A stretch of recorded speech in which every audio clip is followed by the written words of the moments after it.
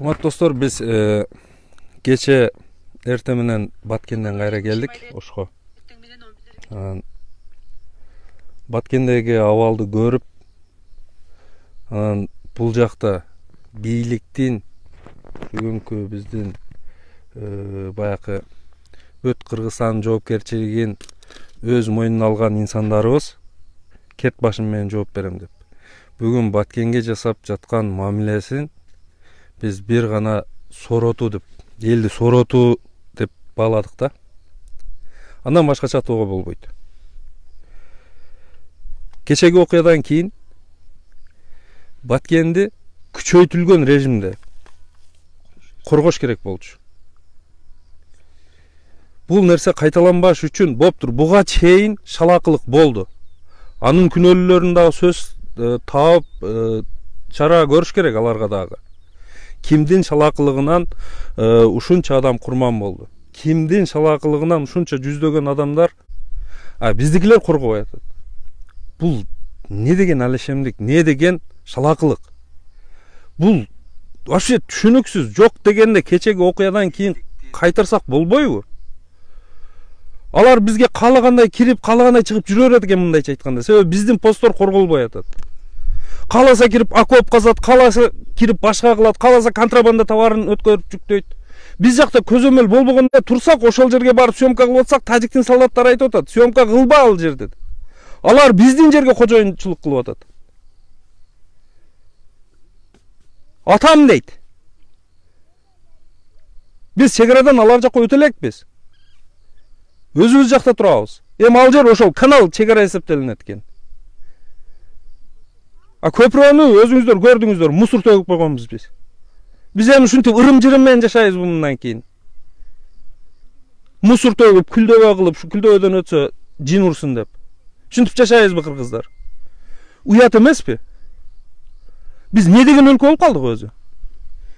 Керт башым менен жооп берем деп келген адамдар каякта карап отурат? Неге иликтенген жок? Неге hiç kimnin işi болбой калды? Неге бардыгы Кумтөр маселесин өтүп кетти? Кумтөр маселесин көтөрүп атканда жогорку кеңештин жыйынына күтүүсүз кирип келет. Неге Баткенге барбайт? Күтүүсүз? Неге ошол чегарада hiç kim жок экенин барып, атай чегара кызматы бар бизде. Ошол чегарачыларды, ошол шалакылыгын неге кармабайт? Андан башка лейлектиктер бүгүн бул жактан өтө мындай психологически оор абалда жашап атат. Коркуу менен. Кооптонуу менен жашап атат. Бул жакта болсо 1,5 миллион сомго, 1,5 миллион сомго ошол насосты алмаштырса болот экен бирөөсүн. Бирок 600 гектар жерге айдаган эгини 530 гектарын айдаптыр быйыл. 20 миллиондой расход кетирип, канча мээнет менен эл айдаган эгин азыр күйүп атат Баткенде. Ал жерден адамдар түшүм албаса, ал жерде завод, фабрика болбосо, ишкана болбосо, элдер ошол дыйканчылыктын эсебинен жашаса, эртең күнү алардын тагдыры не болот? Бул мен шундай өзүмчө, бул менин оюм, шундай ойлоп атам, баткендиктерди, лейлектиктерди тажатып, ошол жерлерди таштап кетирүүгө мажбурлоо деп түшүнсө деле болот да, мындай ири жагын караса. Элди ошол жерден тажатып, такыр жашоого мүмкүн болбой калганда, ошол жерин таштап кетсин дегендей мамиле болуп атат да азыр бизде.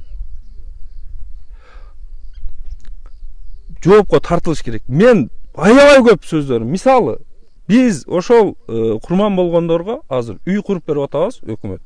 Жакшы бул жагы. Бирок бул милдеттүү. Өкмөт милдеттүү аларга үй куруп берген 1 миллион сомдон кенемти акча төлөп атабыз. Адамдын өмүрү ушунчалык арзан бааланды да. Эми боптур, түшүнөбүз. Мамлекеттин казынасын биз деле башка жактан келген жокпуз, ушул Кыргызстандын жарандарыбыз. Түшүнөбүз бардык болуп аткан нерсени. Колдон келишинче болуп атат да эми. Бирок жок дегенде ушул нерсени өрт чыгып, өрттөнүп бүткөндөн кийин баягы өрттү өчүрүш үчүн эмес, баягы элди сооротуш үчүн эмес, алдын алыш керек да. Алдын алып аракет кылыш керек. Ар бир кадамга керек болсо азыр аскерлерибизди апарып коюш керек чегарачыларды. Митинг кылдырып, бийлигибизди коргобой, ошол митингке чыкчу доброволецтер болсо, ыктыярчылар, апар ошолорду коюш керек. bir жумадан кайтар жок деген dedi. Колуна куралды берип апарып ошол жерге коюш керек. Биз азыр баягы Баткен окуясын изилдеп, ага күнөөлүү адамдарды таап, аларга керектүү жаза бербесек, мындан кийин ишенип дайындаган чоңдорубуз деле ошол эле шылакылыкты кылат. Аларга сабак болуш керек. Сөзсүз керектүү адамдар тийиштүү жазасын алыш керек. Губернаторду иштен алып коюу менен бул нерсе бүтпөйт. Губернатордун ал жерде тиешеси деле жок. Согуш болуп кетишин. Ага күнөөлүү адамдар бар. Аны издесе чыгат. Такыр таппай атсаңар сурагыла, биз айтып беребиз кайсыл жактан боштолуп не болгонун. Бул биринчи. Азыр мен айта берсем азыр аябай тереңге кирип кетем. Неме кыл? Мирлан мырза, сен өзүң оюңду билдир, анан калганын дагы толуктайбыз. Мына кунтөр боюнча болуп аткан нерселер боюнча мен оюмча менин сөзүмдө ошо кунтөр маселесини кошуш бул жерде азыр такыр мүмкүн эмес да. Азыр биздин чек ара жер маселесинде өтө чоң проблема болуп турат. Алар биздин Кыргызстандын ичинде кирип иштеп аткан эме башка жактын не деп атайбыз аларды? Байманаптар дейбизби, же акчалуулар дейбизби, же биздин Кыргызстандын ичиндеги иштеп аткан байманаптар алардын астында кул болуп турат да, мындайча бүгүнкү күндө. Биз ошол чек ара маселесине жерге кайтсак, мисалга кечээ күнү биз барып келдик, көрдүң. Ал жакта жана куураган эл деп биз эфир көрсөттүк. Чындыгында куурап турат. Чындыгында алар суусап турат да. Суусап турат эмнеге? Жанагы бала жакшы айтты го, аябай жакшы айтты. Бизге иш ордунун кереги жок. Иш ордун талап кылбай атабыз. Биз эмнени талап кылып атабыз? Бизге жөн гана сууну жана чек араны чечип бергиле. Биз ушул жактан кетпейбиз, өзүбүз карайбыз, өзүбүз чечебиз депчи. Кечеки Баткенде болгон окуяны кечеки эле, узакка эле барбай эле, кечеки болуп аткан окуя бүгүн унутулуп баратат да. Бул сен айттың го, бүгүн унутуп атабыз. 15 күн дагы өткөн жок да. Да. Мен ошол жерде баткендиктерге дагы айтып атканда сен кошподуңбу? Жанагы сиздер азыр ушул убакта колдонуп, ушул убакта пайдаланып калсаңыздар 10-15 күндө булар унутат депчи. 10-15 күндө унутат, кимдер унутту? Айланайын ошол чоо отурган жогорку кеңештеги чоң жыйында бул боюнча сөз болбойт. Сөз болбоду да. Бул иттик да. Ал жерде иттик эмес.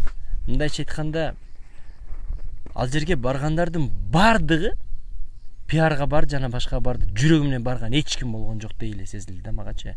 Канчасы барысы барбасын. Ал жерге берип келген бийликтегилер эмес, ошол жерде отурган жетекчилер керек болсо ошол жактын губернатору жана башкалардын бардыгы бүгүнкү күнү унутуп отурушат бардыгынчы. Себеп эмнеде? Себеп бир эле нерсе. Алар көргөн жок ал нерсени. Алар билген жок, байкаган жок. Алар көдөнү менен сезбеген жок ушул күндө.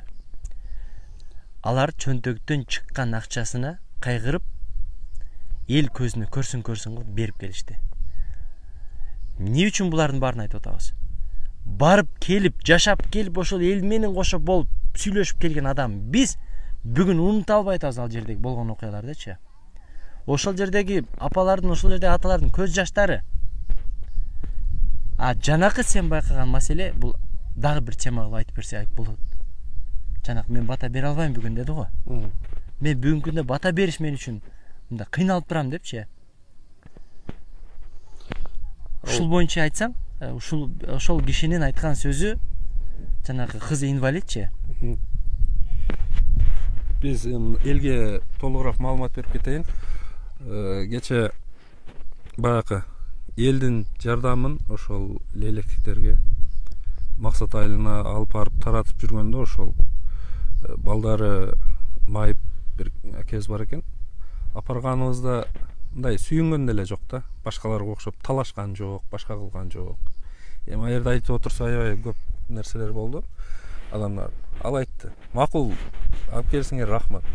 Бирок бизге бул нерсе керек эмес. Үйүбүздү салып берип атат кайра, башка жок, бул нерселер бизге башкысы эмес. Биз канча жылдап чогулткан, жасаган баякы мээрим менен жасайсың го адам.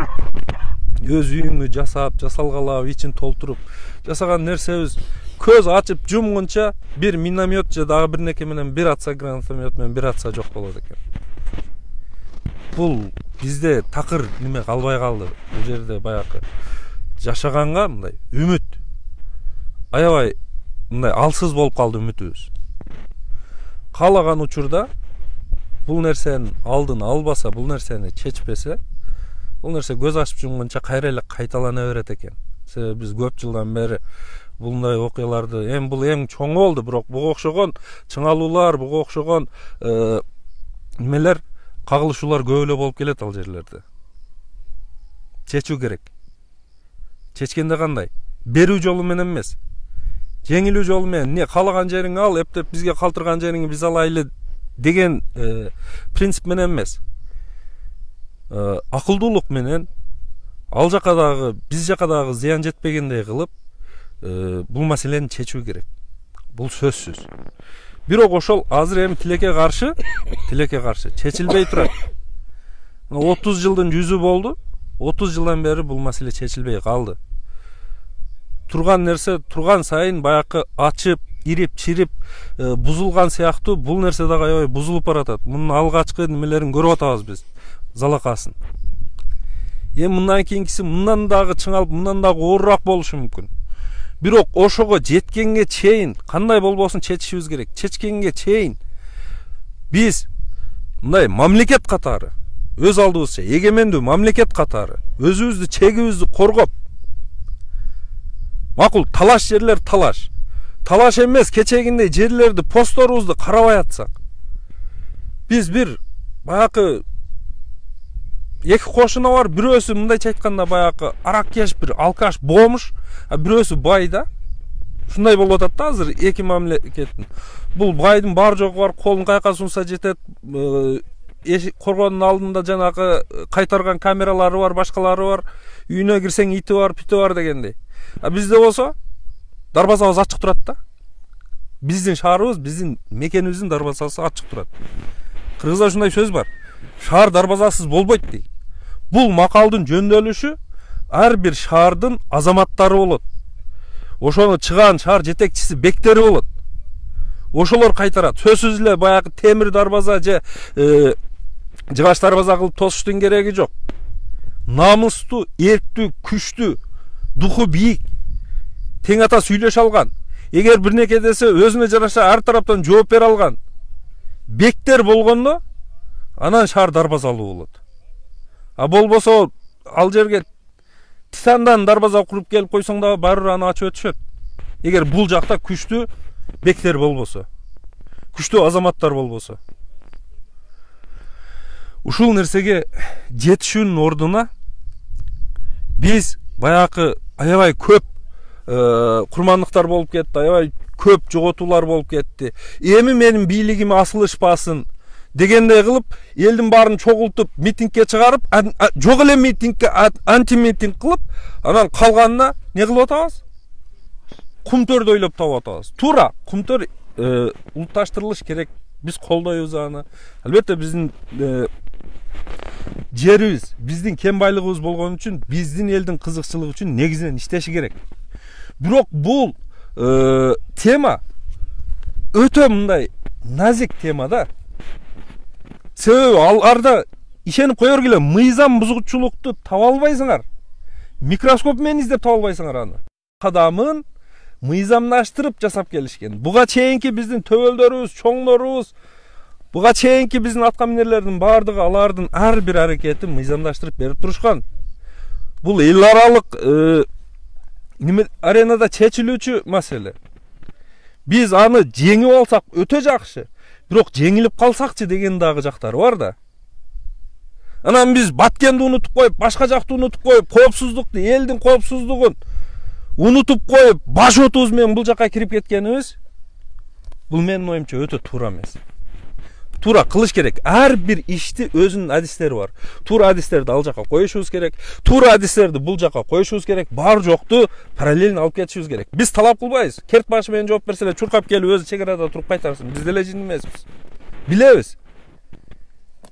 Лидер деген кадрларды туура тандап, туура кызматка коет. Алардан туура талап кылып алат. Алар жасаган ишти аларга туура тапшырма берет. Ошону кайра туура талап кылып алат. Аткарылып атабы, канчалык деңгээлде аткарылып атат. Ошол элдик улуттук лидер болот. Анан каяка болсо өзү чуркап жүргөн бул дагы туура эмес. Бирок көңүл чордонунан сыртта калтырбай, азыр ушул күндө ал жерди эли сактабаса моюнга алышыбыз керек. Моюнга алышыбыз керек. Лейлекти эли, лейлектин баатыр эли лейлекти коргоп сактап турбаганда бул убакка чейин давным-давно өтүп кетмек. Башка ар кандай кетип калмак ал жерден. Же дыйканчылык кылганга мынантип жакшы шарт болбосо башка жердеги окшоп. Мисалы чүйгө барсаң, жерлер кенен, суу кенен, жери топурагы борпоң, тим эле сонун дыйканчылык кылганга мүмкүнчүлүк бар чүйдүн жеринде. Лейлекте жок андай жер. Таштак баары жок. Суулар болсо көбүнчө мындай насостун немеси менен чыгат. Ошол кечеги айылдагылар 530 гектар жери ошол насостон чыгат. Жалпысынан 630 гектар жерге чыгат экен. Бирок быйыл 530 гектарын айдашыптыр.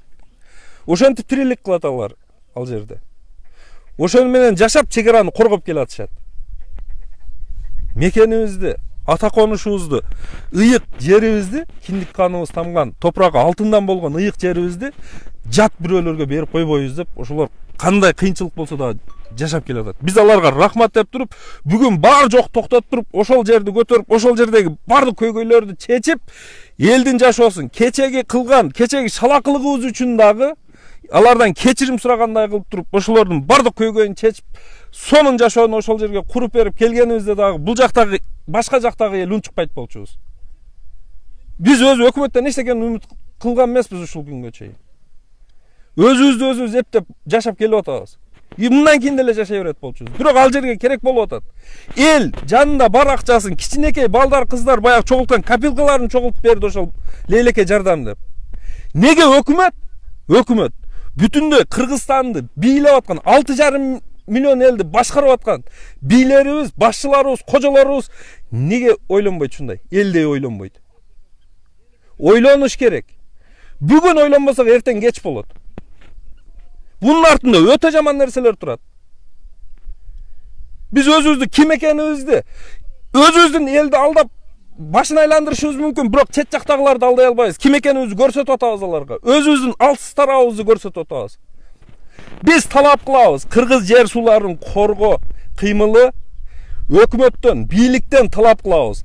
Ошу бир дагы чек ара посту бош жатпасын. Тез ошол жерлерге чек арачылар барып турсун. Андай авариялык абалда буткаларыбыз жатпасын. Керек болсо ал жерге атай часовойлорду курайлы, постторду курайлы. Тең көзөмөлдөнсүн.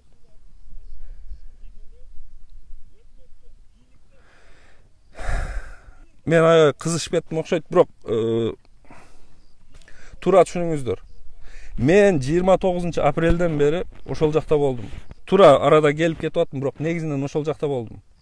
Мен ал жактагы кыйынчылыкты, ал жактагы болгон окуяны бардыгын өз көзүм менен көрдүм.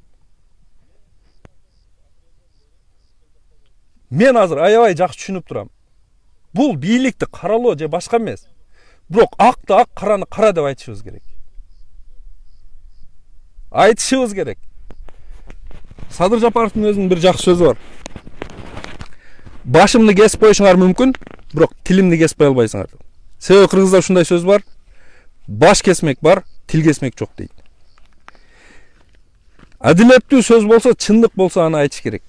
Эгер башыбызды алса дагы, башка кылыч келип турса дагы, адилеттүүлүктөн тайбаш керек. Эгер биз өз кызыкчылыгыбызды ойлоп, өз жаныбызды ойлоп, өз жаныбыздын каргытын ойлоп, чындыктан тая берген болсок, Biz eч качан өнүкпөйбүз. Мен дайым кайрылууларымда айтып келем, бизге бийликтин кереги жок, бизге кызматтын кереги жок. Сунуштасаңыздар барбайбыз. Бирок элди, жерди сүйөт экенбиз, ушундай жаралган экенбиз, бирок элдин көйгөйүн акылыбыз жеткенче айта беребиз. Мен аябай жакшы түшүнүп турам. Мен азыр айтпаган бул жерде өтө көп сөздөр бар. Бирок түшүнбөгөн элдер ишене берет экен. Макул ишенсин. Ынтымак керек бизге. Тынчтык керек, макул. Бирок силер деле ынсап менен элдин жок деген ушундай эң зарыл болгон көйгөйлөрүн чечип турушуңуздар керек. Милдеттүүсүздөр. Ошого милдеттүүбүз деп келдиңиздер. Эл ишенип шайлады силерди.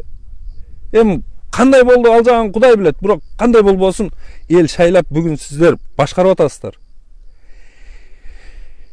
Мен керт башым менен жооп беришим керек. Койчу көп болсо кой арам өлөткөн дегендей кылып жаны баш мыйзам кабыл алдырдыңар. Жооп бергиле. Талап кылабыз эми. Биринчи, Баткен окуясына күнөөлүүлөр, себепкерлер табылып, керектүү чаралар көрүлсүн, керектүү жазасын алсын ошол адамдар. Ким болсо айырмасы жок, алсын. Сөзсүз мамлекеттик комиссия түзүлүп, иликтенсин, терең иликтенсин бул нерсе. Эмне себеп болду? Билебиз бардыгыбыз тажиктер келип кылган. Бирок ошолордун келишине не себеп болду? Кимдин шалаалыгынан? Эгер андай болбосо, мындан кийин дагы бул нерсе кайталана берет. Эч ким токтото албайт муну. Сөзсүз тийиштүү чара көрүлбөсө, бул нерсе токтобойт. Баткен окуясына күнөөлүүлөр табылсын сөзсүз. Биз талап кылабыз. Экинчиси, чегаралар күчөйтүлгөн режимде кайтарылсын. Силер баякы бийлик башында тургандар, көчөдө кетип атканда канчалаган милиция, канчалаган ГАИ, канчалаган аскерлер силерди кайтарат. Дал ошондой кылып бүгүн. Силер коркпогула, силерге эч ким тийбейт. Силер Баткенди лейлekти кайтаргыла азыр. Чегараны кайтаргыла. Себеби аякта абал өтө курч. Азыр дагы элдер бизге кабар берип атат. Паланча жоголуп кетти, пустанча жоголуп кетти. Дайынсыз жоголгондор болуп атат. Может алып кирип кетип аткандар. Каяктан билебиз? Себеби биз жак кайтарылбайт экен да, биз көзүбүз менен көрүп келдик аны. Эгер ишенбесеңиздер, кечеги ушул Мекендештүүнүн кечеги эфирин көрүңүздөр. Чегара ачык жатат биз жагы. Тажиктер камера койгон, башка койгон, солдаттар автоматчан турат ошол чегаранын аркы бетинде. Биз жак болсо, будка турат, аварийный абалда. Талкаланган. Мен билишимче ал жерге жок эле дегенде 6 ай 1 жылдан бери солдат келе элек ал жерде. Жок андай нерсе. Эми бул чалакылык да. Болбосо бузуп салыш керек. Көпүрөнү бузуп салыш керек. Бирок бузуп салайын десең, анын ылдый жагында кайра эле кыргыздын айылы бар экен. Бирок бүгүн кыргыз 15-16 эле үй бүлө калып тур. Сада деген айыл бар экен. Ал анклав окшойт, мен түшүнүшүм боюнча. Себеби ошол Тажикстан аркылуу өтөбүз деп айтышты. Жергиликтүү тургундар. Айыл бар экен, бул жол аркылуу ошол айылга каттачубуз. Ошол айылдын балдары ушул жол менен келип окуп кетчү дейт. Бирок азыр мындай абал курчугандан кийин алар көпчүлүгү үйлөрүн сатып Тажиктерге кетип калышты, садалыктар дейт. Ал биздин айыл экен. Жок, Кыргызстандын айылы Тажикстанда анклав экен да, мен ушундай түшүндүм. Урматтуу жетекчилер, эми урматтуу дегенге мен чындап өзүм дитим барбайт, бирок силерди эл шайлады да, кыргыз эли. Мен кыргыз элин сүйгөн адам катары, кыргыз элин сыйлап баякы неме кылган адам катары ошол эл силерди шайлагандан кийин урматтуу дегенге мажбурмун. Татыктуу болбойсуңар ошол сөзгө, урматтуу деген сөзгө. Урматыңарды, сыйыңарды көрсөтүп барып ошол жерде элдин немесин чечпейсиңерби?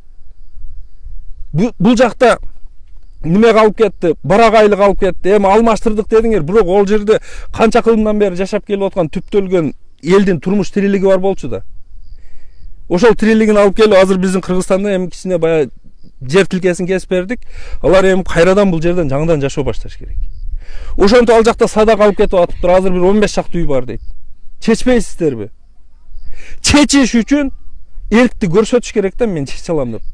Аларга ишенип таштап койбошубуз керек. Аларга ишенип таштап койсок, көрдүк кече не кылганын. Губернатор, экс-губернатор айтты го, биз өзүбүз алардын окоп казганын видеого тартып таратканбыз. Неге реакция жасабадыңар алар видеого тартып тараткан болсо? Демек силерге кабар жеткен да. Неге кенебестик кылдыңар? Tez иликтөө иштерин баштаңыздар. Тез комиссия түзүңүздөр. Ошол жогорку кеңештен, элдин өзүнөн, биз сыяктуу активисттерден кошкула сөзсүз. Адилеттүү каралсын бул. Жөн эле көз боомочулук болбосун катардагы, кезектеги. Урматтуу достор, келиңиздер бардыбыз бир жакадан баш, бир жеңден кол чыгарып, ушул нерсени биз активисттердин оозунда эле калып кетпесин ушул нерсе. Талап кылалы өкмөт.